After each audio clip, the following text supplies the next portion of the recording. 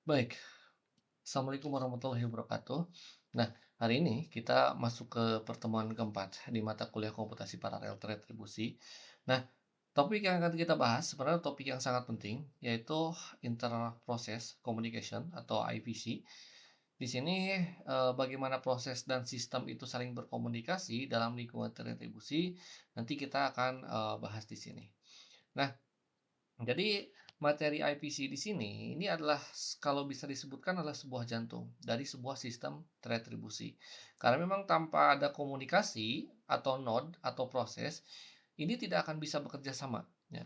Jadi tanpa sistem di sini komunikasi atau mungkin juga node dengan proses itu saling bertukar data, informasi atau saling bekerja sama itu tidak akan bisa jalan di sini. Nah, lalu, eee, IPC di sini ya, jadi pada slide ini nanti kita akan jelaskan gambaran umum IPC, di mana IPC ini adalah mekanisme komunikasi antar proses, baik dalam satu komputer maupun antar komputer. Nah, dalam sistem teretribusi, proses ini memang saling berbagi memori, jadi sehingga komunikasi ini harus dilakukan melalui jaringan dan materi yang akan kita bahas ini adalah lebih kepada konsep dasar teknik komunikasi penerapan dari sistem modern saat ini. Nah, lalu apa saja tujuan belajar, saat ini? Jadi ada 3 tujuan pembelajaran. Yang pertama kita akan memahami konsep dasar dari IPC, di mana mahasiswa ini lebih kepada memahami bagaimana proses itu saling berkomunikasi, ya. Lalu bagaimana mengenali teknik IPC itu sendiri, seperti contohnya seperti message passing atau share memori atau dan lain-lain gitu. Nah, lalu di implementasi IPC, jadi mahasiswa juga mampu menerapkan konsep. Jadi targetnya bukan cuma hanya tahu dan implementasi gitu ya. Jadi lebih kepada, paham di sini. Nah, lalu, apa itu definisi dari IPC itu sendiri? Jadi secara, umum gitu ya atau mungkin juga secara, ditarik secara garis besar, IPC ini adalah mekanisme yang memang memungkinkan proses bertukar data atau sinyal ya. Jadi antar data dan sinyal itu, mempunyai proses saling pertukaran di sini. Nah, kenapa penting? Jadi karena sistem teretribusi ini terdiri dari banyak komponen yang memang harus saling berkoordinasi. Contohnya seperti apa? Message queue di sini. Nah, atau mungkin juga bagaimana message queue ini memproses, ya proses A itu dikirim data, sedangkan proses B itu menerima. Nah, pesan di sini ini contohnya seperti pesan apa saja? Contoh kita sedang melakukan pesan chatting di WA gitu ya. Nah, hal seperti ini juga dilakukan dan itu menggunakan IPC mekanismenya. Nah, lalu model komunikasi ini dibagi menjadi 3. Pertama ada direct versus indirect, di mana kalau direct ini sebenarnya langsung. Jadi contohnya dari klien ke server. Ada juga itu indirect. Jadi lewat perantara atau broker di sini. Nah, kalau untuk komunikasi juga ada juga secara sinkronus dan asinkronus. Jadi kalau sinkron itu menunggu respon terlebih dahulu, sedangkan asinkron itu tidak harus menunggu respon. Jadi kalau kemarin dibahas itu sinkronus itu seperti kita menelpon, harus ada orang yang angkat dulu gitu ya, baru ada respon. Tapi kalau seandainya asinkronus seperti kita sedang chattingan gitu ya. Mau dia itu sedang membuka chat atau tidak gitu ya, maka itu akan tetap terkirim di sana. Nah, itu contohnya. Nah, lalu ada unicast, terus ada multicast dan broadcast. Nah, multicast ini lebih kepada komunikasi satu ke beberapa, ya. Lalu ada broadcast, ini dari satu ke semua, dan ada juga hal yang penting di sini, ini lebih kepada desain dari jaringannya itu sendiri. Nah, lalu apa saja teknik komunikasi dalam IPC itu sendiri? Yang pertama tadi dibahas, ada share memory.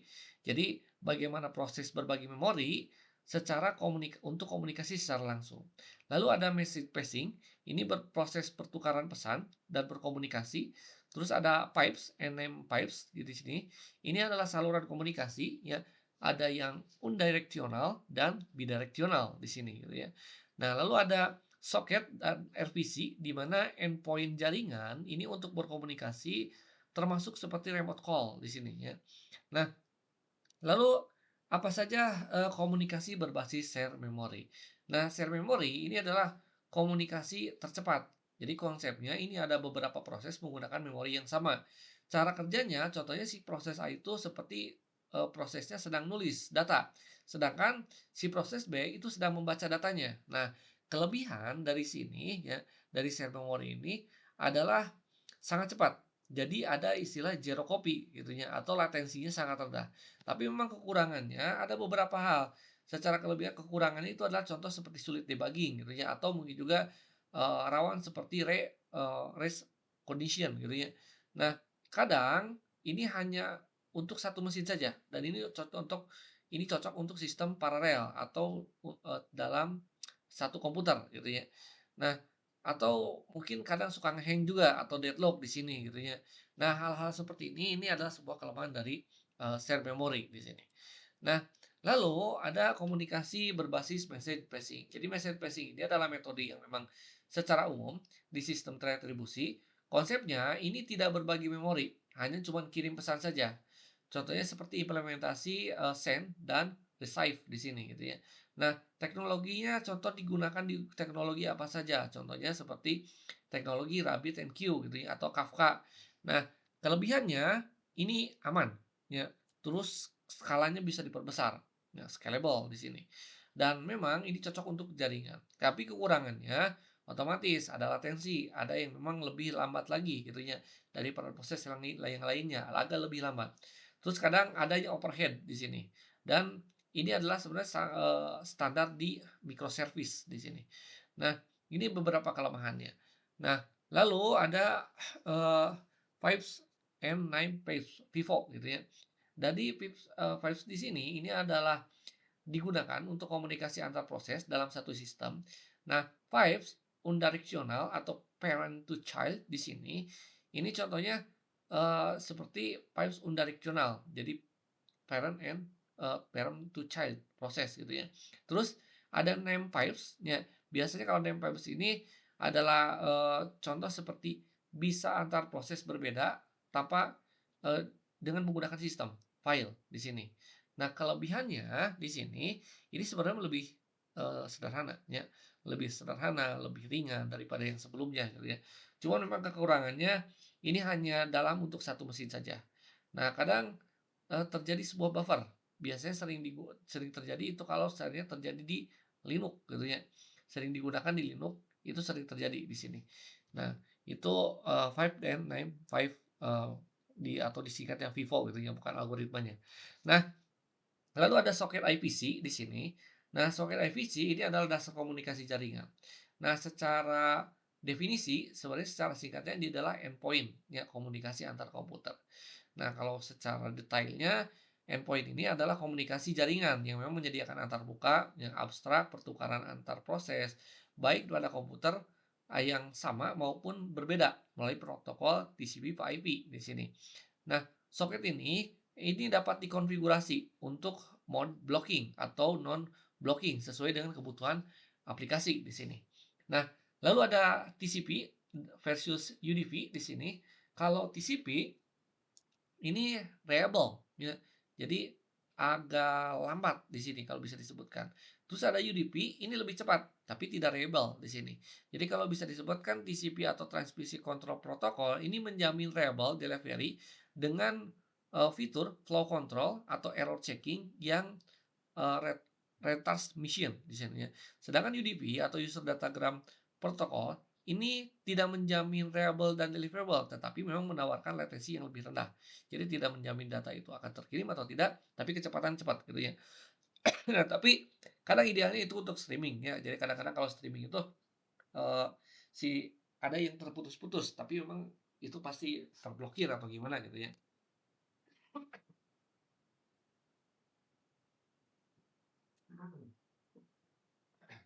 Nah, itu UDP gitu ya. Nah, lalu contohnya seperti apa? Contohnya seperti web server atau API di sini. Nah, implementasinya ini bisa diimplementasikan contohnya menggunakan Python Socket atau Java Socket gitu ya. Nah, socket ini adalah fondasi dari sebuah internet sebenarnya. Nah, lalu ada RPC atau Remote Producer Call di sini. Nah, ini memungkinkan kita memanggil fungsi di komputer yang lain. Nah, konsepnya seolah-olah kita memiliki fungsi lokal, padahal sedang remote di sini secara jarak jauh. Prosesnya ini klien kirim request server lalu dieksekusi. Hasilnya nanti akan dikirim kembali di sini. Nah, teknologinya contohnya seperti apa saja? Contoh seperti gRPC gitu ya, atau Thrift di sini, atau mungkin juga CPRMI atau yang memang sangat penting seperti microservice di sini. Nah, jadi pekerjaan yang memang sering melakukan secara remote itu tidak beda jauh, tidak akan lepas dari menggunakan RPC di sini. Nah, itu secara prosedural. Nah, lalu apa saja perbandingan teknik IPC di sini? Jadi metode untuk share memori ini kecepatannya tinggi, tapi secara kompleksitas ini harus ada sinkronisasi. Sedangkan untuk message passing ini keunggulannya memang lebih mudah diimplementasikan, tapi kadang-kadang terjadinya ada suatu overhead komunikasi, ya. Kelebihan atau nah, lalu ada vibes di sini, ini sederhana, sangat sederhana digunakan. Hanya saja antar proses dalam satu mesin itu cuman satu saja, ya tidak lebih. Nah, ada juga soket, ini bisa lintas jaringan, tapi yang terjadi adalah ya overhead-nya ini lebih tinggi dari yang pipes gitu ya. Terus ada RPC, transmisinya lokasi gitu ya. Tapi memang rentan terhadap latensi atau keterlambatan. Jadi intinya dari perbandingan teknik IPC di sini ini tidak ada yang terbaik sejujurnya. Jadi tergantung kebutuhan apakah dia digunakan untuk streaming atau mungkin juga digunakan untuk hal yang lain gitu ya, tergantung kebutuhan di sini untuk teknik IPC itu sendiri. Nah, lalu IPC dalam komputasi paralel teretribusi. Nah, contohnya seperti clustering computing di sini. Jadi clustering computing ini node ini yang saling berkomunikasi ya secara dasar gitu ya. Nah, lalu ada cloud computing di sini. Ini contohnya seperti microservice saling terhubung ya. Di mana IPC di sini ini penting untuk layanan mikro yang memang untuk komunikasi komponen di Cold itu sendiri. Terus ada Handoff dan Spark di sini. Ini adalah suatu software digunakan untuk big data, analisis big data. Nah, distribusi data task jadi IPC ini bukan teori, tapi memang dipakai untuk industri contohnya. Nah, lalu ada message queue dan pub/sub di sini. Jadi konsep message queue atau MQ di sini, jadi adalah contohnya sebagai buffer atau decoupling system di sini. Di mana antrian pesan ini berfungsi sebagai buffer dan decoding system. Nah, memungkinkan komunikasi itu dilakukan secara asinkronus antar komponen yang berbeda gitu ya. Nah, sedangkan message broker ini contoh digunakan di Kafka atau RabbitMQ di sini gitu ya. Di mana ini menyediakan infrastruktur yang handal untuk pengolahan message queue dalam sistem teretribusi. Nah, lalu ada publish subscribe di sini. Jadi lebih kepada publisher kirim topik ke subscribe dan menerima gitu ya. Nah, nanti ini ada arsitektur modern yang memang bisa scalable of system di sini. Di mana metode komunikasi penerbit atau publisher ini mengirimkan pesan ke topik tertentu dan pelanggan atau subscriber di sini akan berlangganan topik tersebut dan akan menerima pesan secara otomatis di sini. Nah, lalu ada middleware untuk IVC. Ini contohnya apa saja? Contohnya seperti ada Cobra, ada GVRC gitu ya. Nah, secara fungsi semuanya sebenarnya lebih menyederhanakan komunikasi cross platform ya. Terus ada abstraction layer, ada middleware atau jembatannya gitu ya untuk komunikasinya.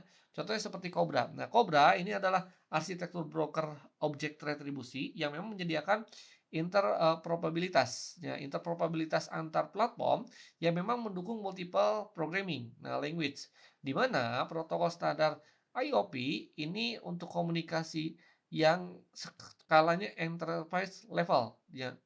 Nah, lalu ada gRPC di sini di mana RPC modern dari Google yang memang menggunakan protokol buffer di sini. Jadi protokol buffer untuk menserialisasikan data dan menawarkan streaming dari dua arah. Nah, ada yang namanya load balancing built-in gitu ya. Nah, di sini load balancing built-in ini akan mendukung berbagai bahasa pemrograman dengan performa yang lebih tinggi. Nah, lalu ada Zero MQ di sini. Ini pustaka messaging yang bekerja ini tinggi gitu ya. Nah, dengan pola komunikasi yang lebih fleksibel. Nah, ada pub/sub, ada request reply to fast pool di sini, di mana idealnya ini untuk sistem real time dengan latensi yang sangat rendah. Nah, dengan throughput yang tinggi. Lalu ada Apache Thrift di sini, ini adalah sebuah framework yang memang layanannya lintas bahasa. Sebenarnya dikembangkan oleh Facebook, menyediakan kode generation, ya. Nah, dan untuk IDL, nah ini mendukung interference gitu ya, dan memang untuk exception handling dengan overhead ini minimal, ya. Nah, lalu apa saja keamanan dalam IPC? Nah, di sini jadi middleware seperti GVRC dan apa itu GVRC di sininya. Ini lebih kepada framework ya, framework yang memang kalau bisa disebut secara komunikasi menyederhanakan ya antar proses. Nah, apa saja sih keamanan-keamanan dari IPC? Pertama ada masalah keamanan. Jadi resiko man to the middle attack ya atau packet sniffing ya atau reply attack ini atau mungkin juga DOS gitu ya atau denial of service ini sangat sensitif ya atau kadang-kadang data sensitif ini dapat dicuri ya saat transit antar proses ya atau komunikasi antar proses terutama dalam komunikasi yang jaringannya terbuka di sini. Nah, maka perlukan untuk apa saja? Diperlukan ada yang namanya enkripsi dan autentifikasi. Nah, implementasi AES 256 ini untuk mengenkripsi data RSA yang memang untuk pertukaran kunci algoritma. Contohnya menggunakan HAS3 di sini ya. Nah, ini untuk integritas autentifikasi di mana menggunakan token ZWT, digital certificate dan mutual authentication. Di mana yang bisa mengaksesnya itu memang orang-orang yang terautentikasi. Dan ketika diterima juga harus dideskripsikan lagi dari data yang dienkripsikan ketika sedang di jalan gitu ya atau sedang dikirimkan. Nah, untuk divalidasi ke kedua endpoint di sini. Lalu ada SSL atau TSL ini dalam soket di mana penggunaan TSL 1.3 untuk platform forward secrecy di sini ini implementasi sertifikat pinning ya ini contohnya seperti apa saja, ada secure cheaper site dan ada protokol handshake ya, yang aman di sini gitu. Jadi kalau dia itu handshake itu kan jabatan tangan ya. Oh ini aman berarti dia itu sudah dikenali ya, ya dengan jabatan tangan atau apa gitu ya. Nah, ini sebenarnya lebih kepada untuk verifikasi ya atau sertifikat authority atau CA yang untuk mencegah spoofing ya atau mungkin juga bisa penyamaran atau mungkin juga bisa pemajakan gitu ya, merubah di jalan dan segala macam. Nah, atau kalau secara garis besar bukan orang yang terautentikasi atau bukan orang yang memang dia itu berhak di sini. Nah, lalu apa saja optimasi performa IPC? Yang pertama ada non-blocking communication. Nah, non-blocking communication ini adalah menunggu operasi selesai gitu ya. Terus ada zero copy messaging, ini menghindari penyalinan data yang tidak perlu. Terus ada load balancing, ini mendistribusikan beban kerja secara efisien, lebih merata di sini gitu ya. Nah, dan memang di sini ini lebih apa ya, lebih lebih merata di sini ya. Nah, lalu di sini jadi sebagai penutup, jadi kalau IPC di sini ini sebenarnya suatu sebagai pondasi sistemnya. Ini atau inti dari sebuah sistem teretribusi. Di mana IPC di sini adalah kunci sistem paralel teretribusi, memungkinkan koordinasi kolaborasi antar proses yang memang lebih efisien ya. Nah, dan kalau bisa disebutkan komunikasi sistemnya itu mungkin tidak berjalan gitu ya kalau seandainya IPC ini adalah sebuah inti retribusi. Lalu apa saja dengan berbagai macam teknik, sebenarnya sangat beragam sekali teknik IPC di sini. Jadi teknik IPC ini sangat memiliki banyak sekali jenisnya, ya mungkin masing-masing yang tadi dijelaskan ada kelebihannya, ada kekurangannya, tapi bisa memberikan fleksibilitas sesuai dengan kebutuhannya, ya, dan implementasi sistemnya gitu ya. Nah, dan memang masing-masing itu tidak full semuanya super power gitu. Nah, lalu kita juga harus bisa memilih metode yang sangat penting karena memang kalau bisa disebutkan harus disesuaikan dengan kebutuhan sistem dan skala performa. Nah, di dunia nyata di sini jadi cloud computing atau microservice atau mungkin juga big data yang menggunakan tadi software-nya ada Hadoop dan Spark gitu ya. Itu juga digunakan menggunakan ini dan jika memang kalau Anda tertarik dengan back-end engineer ya atau data engineer, sebenarnya untuk sistem arsitek memahami IPC ini adalah sebenarnya sebuah hal yang wajib di sini gitu ya. Jadi kalau Anda cita-cita menjadi seorang data engineer gitu atau back-end, maka IPC ini harus lebih mendalam lagi. Sebenarnya banyak sekali pilihan atau referensi untuk mencari data-data atau mungkin cari keilmuan tentang IPC itu sendiri gitu ya. Jadi lebih kepada apa, lebih kepada mana sih yang paling cocok gitu ya, terutama, ketika kita membuat sebuah tuh program gitu, apakah teknik ini gitu dan yang lainnya.